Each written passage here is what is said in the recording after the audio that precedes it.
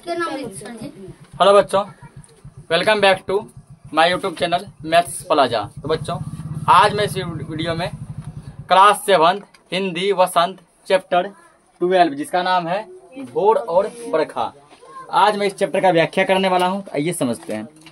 सबसे पहले हमको पता होना चाहिए कि यह पाठ जो है भोर और बरखा, यह पाठ क्या है। कविता है, कहानी है, निबंध है, एकांकी है, जीवनी है, रेखा चित्र है, क्या है। तो ध्यान रखना है, यह पाठ क्या है, कविता है। पाठ यह क्या है, कविता है, ठीक है ना। अगर आप पूछता ऑब्जेक्टिव में कि इस पाठ के भोर और बरखा, इस पाठ के लेखक कौन है, इस पाठ के लेखक है मीराबाई। कौन है लेखक? मीराबाई जिस पाठ के लेखक है, ठीक है ना।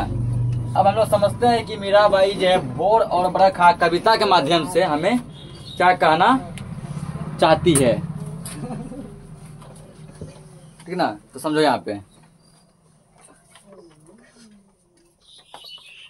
क्या दिया। जोगी बंसीवाड़े ललना जागो मोरे प्यारे, रजनी बीती भोर भयो है घर घर खुले किवाड़े। ये जो है मीराबाई मतलब अपने बच्चे को कर रही, ठीक ना, अपने बच्चे को समझो ये कह रही है, ठीक। यानी कि समझिए कविता यह जो है कृष्ण के पक्ष में लिखा गया, ठीक ना। यानी भगवान कृष्ण को मीराबाई मतलब कि कह रही है कि रजनी बीत गई। रजनी मतलब क्या होता है, रजनी मतलब रात, रजनी मतलब कि रजनी बीत गई, ठीक ना, और भोर हो गया है। सभी के घर घर के दरवाजे किवाड़े खुल चुके हैं। हे मोरे ललना, ललना मतलब क्या होता है, मेरे प्यारे बच्चे, ठीक ना, मेरे बाबू, मेरे सोना, तुम भी अब क्या करो, जग जाओ। तुम भी क्या करो, जग जाओ। मतलब रात बीत गई, सुबह हो गई, सभी के घर के दरवाजे किवाड़े खुल गए, लेकिन तुम अभी तक क्या किए हो, सोए हो, तुम भी जग जाओ। गोपी दही मथत सुनियत है कंगना के झनकारे, उठो लाल जी भोर भयो है सुर नह ठाड़े द्वारे, ठीक ना।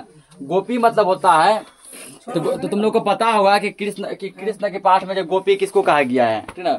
वहाँ की जितनी भी लड़कियां थी उन सभी को क्या कहा गया है, गोपी कहा गया। क्या कहा गया है, गोपी। ने गोकुल में रहने वाली जितनी भी औरतें थी, जितनी लड़कियां थी, सबको गोपी कहा गया है। बोला गोपी भी जो है सुबह सुबह जग के दही मथ रही है, मक्खन मथ रही है, ठीक ना। और तो मथते मथते सबका कंगना बज रहा है, ठीक ना। जैसे ऐसे मान के मक्खन ऐसे मथता दही, तो हाथ में कंगन जो है, कंगन क्या करता है, टन टन टन टन बजता है। और उन कंगन के आवाज को सुनकर भी तुम अभी तक नहीं जगे हो, तुम अभी तक लेटे हुए हो, सोए हुए हो। मेरे ललना भोर है हो गया है, तुम भी क्या करो, जग जाओ।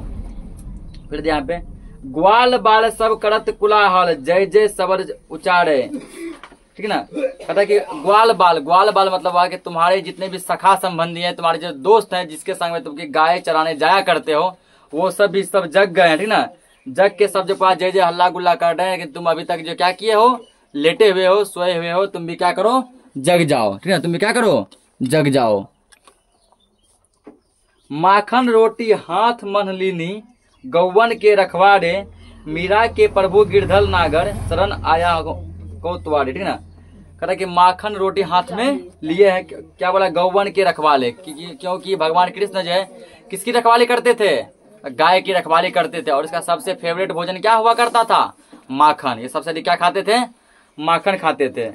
उस पर गिरधर भी हम लोग भगवान कृष्ण को ही कहते हैं।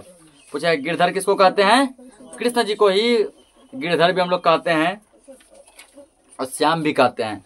बरसे बदरिया सावन की मन भावन की।